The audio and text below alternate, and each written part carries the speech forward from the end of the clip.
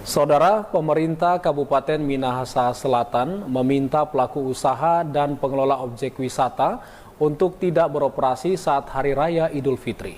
Keputusan ini sesuai dengan arahan Gubernur Sulawesi Utara untuk memutus mata rantai penularan COVID-19, sebab diperkirakan akan terjadi peningkatan aktivitas masyarakat saat Hari Raya Idul Fitri dan kenaikan Isa Al-Masih. Pemerintah Kabupaten Minahasa Selatan meminta kerjasama pada seluruh pengelola usaha kuliner, kafe, dan terlebih khusus yang berlokasi di sepanjang pantai dan emperan jalan utama untuk tidak beroperasi saat Hari Raya Idul Fitri. Keputusan pemerintah kabupaten ini sesuai arahan Gubernur Sulawesi Utara untuk menutup objek wisata, kafe, dan usaha kuliner pada semua kabupaten kota agar tidak terjadi kerumunan saat Hari Raya keagamaan. Tentu kami akan bekerjasama dengan pihak kepolisian, TNI, dan dari Dinas Kesehatan. Itu sama-sama terjun, bahkan juga dengan Badan Bencana Daerah. Nah, kami dari pemerintah kami Satpol PP menghimbau kepada pelaku-pelaku usaha untuk juga dapat mematuhi, mengikuti himbauan daripada pemerintah. Jadi memang tentu juga masyarakat sudah menyiapkan terlebih dahulu, ya siap dirilah bahwa pada waktu itu, waktu yang sudah ditentukan, tidak banyak juga berjalan melakukan perjalanan keluar rumah. Diketahui pada tanggal 13 hingga 14 Mei 2021 ini, terdapat 2 hari raya keagamaan yang bersamaan tanggal pelaksanaannya, yakni kenaikan Isa Al-Masih dan Hari Raya Idul Fitri 1442 Hijriah. Mardi Golindra, TVRI Sulut melaporkan. Sebanyak 13,37 triliun dari total 795,5 triliun dana transfer ke daerah dan dana desa atau TKDD nasional dialokasikan untuk Sulawesi Utara tahun ini. Dari total TKDD Sulut tersebut, sebanyak 854,7 miliar didapatkan Minahasa Selatan. Di dalamnya ada anggaran dana alokasi khusus fisik reguler untuk pendidikan sebesar 25,9 miliar. Dari 4 poin yang dianggarkan untuk dana alokasi khusus atau DAK fisik reguler di Kabupaten Minsel tahun ini, reguler pendidikan yang mendapatkan porsi lebih banyak dibanding reguler lainnya. Sylvia Bimbahati, Kepala Bagian Pengadaan Barang dan Jasa Minsel mengatakan, anggaran DAK reguler pendidikan tersebut diperuntukkan untuk SD dan SMP guna menunjang sarana dan prasarana pendidikan, pelaksanaan pembangunan dan rehabilitasi bersifat kontraktual. Masuk tender dan seleksi ada sekitar 82 paket. Yang banyak paketnya itu di Dinas Pendidikan. Dinas Pendidikan yang dulunya swakelola ke sekolah, rehab sekolah itu yang dulu dikelola sekolah, sekarang dikontrakan.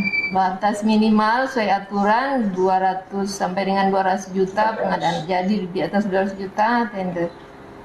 Kalau sekolah Bu ada berapa Bu paket untuk tahun ini? Sirup sih ada 40-an ya. Nah. Itu SD Bu atau SMP? SD dan SMP. Sebagian besarnya Bu SD atau SMP porsinya Bu? SD. Di berapa kecamatan Bu ya? Kurang hafal. Semua kecamatan mungkin, itu dapat atau ya, tersebar di Kabupaten Minahasa Selatan. Adapun alokasi dan fisik dari Menkeu melalui Mendikbud tahun ini sebesar 17,7 triliun untuk 31.000 satuan pendidikan di seluruh Indonesia. Dalam pengelolaan anggaran ini juga dilibatkan Dinas PUPR untuk melakukan asesmen kerusakan sekolah hingga meningkatkan validitas data sarana prasarana sekolah. Mardi Golindra, TVRI Sulut melaporkan. Saudara, larangan mudik sebelum dan sesudah Lebaran terus disosialisasikan aparat gabungan di Kabupaten Minahasa Selatan.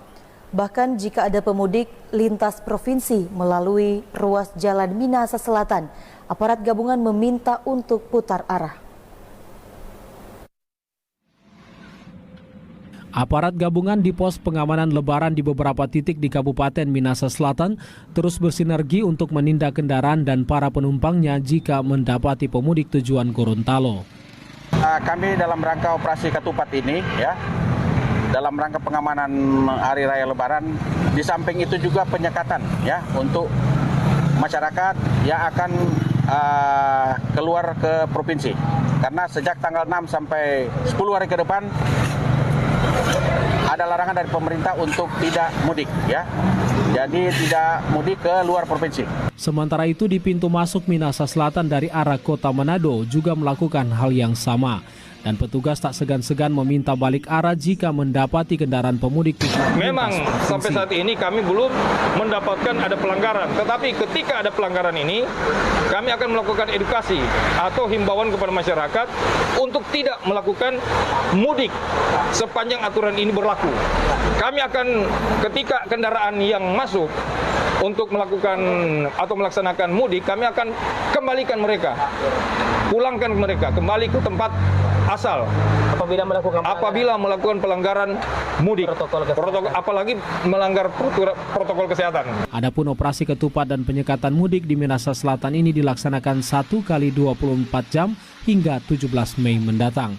Mardi Golindra, TVRI Sulut melaporkan. Sejumlah aparat gabungan di beberapa titik pos pengamanan operasi ketupat dan penyekatan di Minahasa Selatan menghentikan kendaraan yang akan melintas. Di pos pengamanan Lebaran Tumpaan misalnya, sejumlah kendaraan lintas kabupaten diminta menunjukkan KTP, surat hasil rapid test antigen dan vaksinasi sebelum melanjutkan perjalanan. Pemerintah Provinsi Sulawesi Utara melonggarkan moda transportasi antar kabupaten kota, namun tidak untuk perjalanan lintas provinsi selama masa pelarangan mudik 6 hingga 17 Mei mendatang. Di Kabupaten Minahasa Selatan, sejumlah kendaraan dihentikan petugas gabungan dan ditanyai tujuan kemana dan diminta putar balik jika ingin ke Gorontalo. Hal ini dilakukan agar pengendara tidak melakukan perjalanan panjang sebelum disuruh pulang di perbatasan Sulawesi Utara Gorontalo. Selamat siang Pak. Tujuannya kemana Pak? Dinas Secapa. Hah? Dinas Secapa. Kami dari aparat ya ingin menyampaikan pada keluarga ya. Karena sejak tanggal 6 sampai tanggal 17 ada larangan untuk mudik ke luar provinsi ya. Ya, untuk pencegahan COVID-19. Oke Pak, terima kasih. Selamat siang. Adapun operasi ketupat dan penyekatan mudik di Minahasa Selatan ini dijaga 147 aparat gabungan dari unsur TNI, Polri, Dishub, Satpol PP, Dinas Kesehatan, PU, dan Jasa Raharja. Mardi Golindra, TVRI Sulut melaporkan.